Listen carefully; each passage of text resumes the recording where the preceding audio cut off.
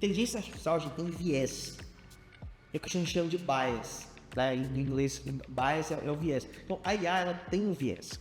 Então, para a gente guiar o processo para acontecer da forma como a gente precisa, uma geração de imagem eficiente, uma geração de layout eficiente, você tem que entender um pouco da mecânica dessas interlocuções de dados para que você possa, de fato, extrair o melhor desempenho disso, entender a mecânica.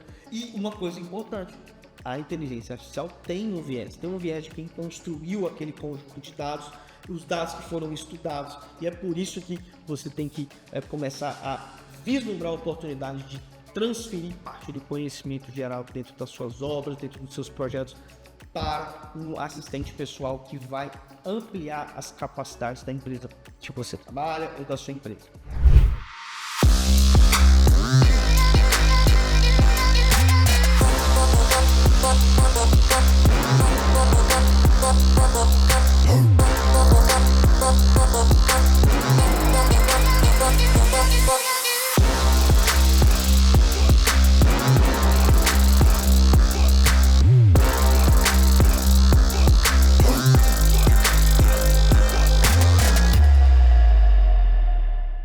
Olha só, setor aéreo, arquitetura, engenharia, construção e operações com tecnologia. E hoje nós vamos falar sobre o Generative Design. Como que a gente pode ganhar além da produtividade, tá? Eu acho que isso vai além, porque eu acho que o Generative Design demonstra um pouco mais de capacidade daquela empresa de arquitetura, principalmente hoje, né, cara? Nós estamos falando dos usos mais atuais que estão mais relacionados à arquitetura, a você dar variedade de opções para o seu cliente. Eu acho isso muito importante porque nós estamos vivendo num tempo onde o cliente precisa se sentir cada vez mais exclusivo, e hiperpersonalização é um tema muito importante que a inteligência artificial pode contribuir para as pessoas que querem através das IAs generativas que tem surgido por aí, beleza? Então esse é o tema do nosso Prosatec de hoje. Curte, compartilha, passa pra galera aí, porque esse tema é valiosíssimo pro nosso setor. Então, bora pro vídeo.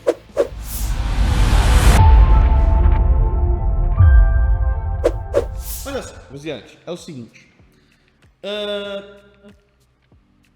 Quando você vai, vamos pensar no desenvolvimento do projeto, no desenrolar do projeto. Você vai fazer o desenrolar do projeto, você vai fazer uma reunião de briefing. Chega aqui comigo, olha só. Você vai fazer uma reunião de briefing do seu cliente. Você vai entender o que ele quer, quais são as preferências dele, as preferências do cliente. Aí nós temos questões jurídicas daquele lote, de onde o que cabe, o que não cabe. Então nós temos que vir juntando todas essas preferências, né, dentro de uma edificação.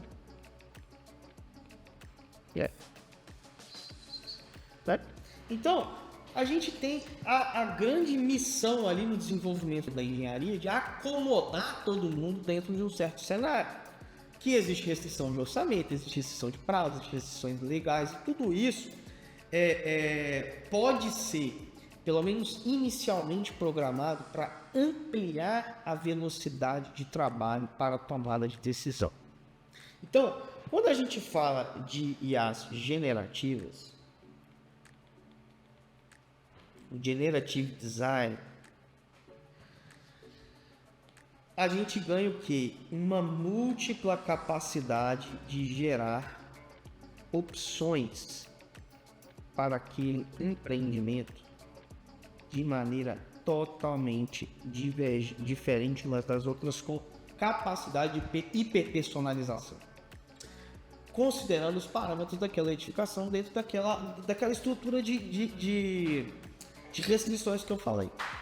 Então, essa variedade de opções que as IAs generativas elas nos dão faz com que eu possa testar hipóteses de diversas maneiras dentro daquele contexto urbano. Lógico, gente, que existe também algumas questões de desejo do cliente, de viabilidade de produto. Então, não tem uma substituição do que a gente está fazendo, que agora tudo que a gente está fazendo é feito por inteligência artificial. Não, ele é um grande parceiro, um grande aliado. É um assistente pessoal poderosíssimo. e a capacidade de geração de opções de layout. Mas a gente vai gerar 30 possibilidades de layout para ser colocado dentro daquela sala, dentro daquele banheiro, dentro daquela estrutura. Isso permite ganhar tempo na tomada de decisão do cliente. É óbvio que o cliente não vai decidir em torno de 30 banheiros diferentes. Você que está ali entendendo a dinâmica do conceito vai direcionar a escolha. É 2, é 3, no máximo 4. Uma escolha do ser humano ali, né? Senão a gente fica igual Netflix. Tá? E as IAs generativas elas não podem causar esse impacto em você, principalmente na hora que você está desenvolvendo algo com o Dynamo, com o Grasshopper, por exemplo, né? Tem uma IA generativa muito boa que é o HiPAR e também o TestFit. São assim, ponta de lança no uso de Generative Design e até facilidade de trabalho. Lógico, e a gente precisa de ter uma familiaridade ali com a programaçãozinha, entender como que algumas coisas se conectam, né? Então, tem uma generativa que vai prometer muito, que é o Autodesk Forma, que é o substituto, né? O aclamado substituto do Revit. Vamos ver. Eu testei, tá? Eu trabalhei bastante no Forma nos últimos meses, eu gostei bastante, tá? Eu quero fazer um review. Coloca aí nos comentários, vamos lá. Dessas IAs generativas ali que eu falo, né? Vamos pegar o Autodesk Forma e talvez o HiPAR, né? Ou o Test. Vamos lá. E aí a gente fazer uns reviews. Coloca nos comentários qual dos três, o HiPAR, o TestFit ou o Autodesk Forma, você gostaria de ver o review aqui no canal do YouTube, beleza?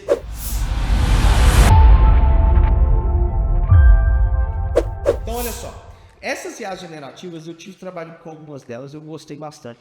O resultado foi muito palpável, o benefício foi muito além do que eu esperava até, e eu até nem usei todas as capacidades do processo, tá? Então assim, tem muita oportunidade de gerar designs realmente impressionantes. Isso tudo porque aqui que a gente tem, ó, a gente tem primeiro, né, a gente falou tanto da variedade de opções, isso é um ponto muito importante, quanto da customização e hiperpersonalização. O cliente, gente, ele quer se sentir único o tempo inteiro. É assim com tudo, tá? Isso não é o tempo de agora, não, sempre foi assim. A questão é que agora tem uma capacidade imensa de hiperpersonalização. Então, dentro daquela IA generativa, você tem que absorver esse conceito que é, cara, se o tamanho do quarto é 3x4, são 12 metros quadrados. Você está projetando ali, mas as variedades de opções de layout são enormes. Então, você pode ganhar velocidade nessa customização, nessa análise. E aí temos também a questão de 2 pontos importantes que eu quero deixar destacado, que é o seguinte: é o balanceamento de critérios. Então, quando você vai trabalhar com inteligência artificial, existe uns como se fossem os botõezinhos do forno ali, um volume. Você já viu uma mesa de som, ela tem aquele monte de botão ali, aqueles são os tuning, são os volumes. A inteligência artificial ela tem isso. Então ela tem temperatura, ela tem maleabilidade, previsibilidade, então tudo isso você afina dependendo da inteligência artificial que você está trabalhando. Gerações de imagem, por exemplo, você afina questões de reforço positivo de pessoas que estão na cena, tipo de material, etc, troca de cor. Então, essas oportunidades de uso de geração de imagem, elas têm que vir com esse balanceamento de informação. Sabe por quê?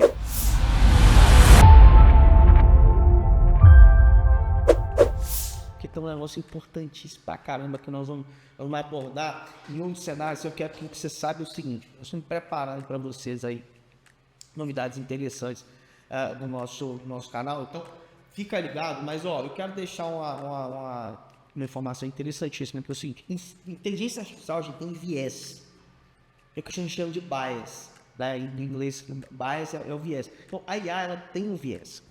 Então, para a gente guiar o processo para acontecer da forma como a gente precisa, uma geração de imagem eficiente, uma geração de layout eficiente, você tem que entender um pouco da mecânica dessas interlocuções de dados para que você possa, de fato, extrair o melhor desempenho disso, entender a mecânica. E uma coisa importante: a inteligência artificial tem um viés de quem construiu aquele conjunto de dados, os dados que foram estudados, e é por isso que você tem que começar a vislumbrar a oportunidade de transferir parte do conhecimento geral dentro das suas obras, dentro dos seus projetos, para um assistente pessoal que vai ampliar as capacidades da empresa que você trabalha ou da sua empresa. Olha só, isso tudo permite uma interação muito mais rápida entre o modelo, entre até a prototipagem. Cara, olha só que coisa louca, né? A gente, às vezes, para ver uma maquete, demorava tempos, porque a maquete física, né, ela tem, é muito minucioso, muito bonito, muito detalhado. E agora, com o uso de inteligência artificial, detalhamento 3D, impressora 3D, você consegue prototipar isso mais rápido, né? Consegue materializar isso mais rápido. A maquete, ela ganha novos contornos, ela ganha novas possibilidades, né, de você fazer coisas maiores, menos restritivas, porque às vezes o material, né, da maquete, que se usa um papelão, uma coisa aí, eu não conheço muito de maquete não, tá? Posso estar falando uma besteira aqui, e aí vocês corrijam aí nos comentários que não tem bronca nenhuma, a gente está sempre aprendendo. E aí a impressão 3D permite com que você possa ter materiais mais sustentáveis, para por quê? Porque você vai prototipar o seu design com muito mais antecedência. Você vai poder ver e enxergar aquilo numa escala diferente. E, por exemplo, uma imagem vale mais do que 1000 palavras. Um protótipo, então, nem se fala. Por isso que se faz pneu de vento, se faz maquete, porque é importante você sentir, você entender esse aspecto. Certo?